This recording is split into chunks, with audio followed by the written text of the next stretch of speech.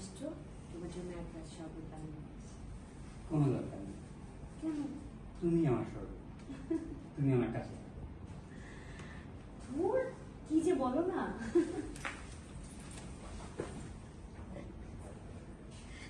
ঠিকই বলছো। জানো, মাত্র 5 দিন তোমাকে দেখিনি, কিন্তু মনে হচ্ছে 5 বছর। তুমি আমাকে মিস করেছো? হ্যাঁ, করেছি। এই ছাড়ো তো। না, তিন্নি।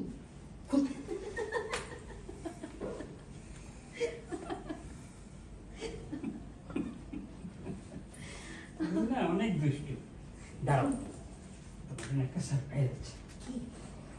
সারপ্রাইজটা হলো তোমার বই।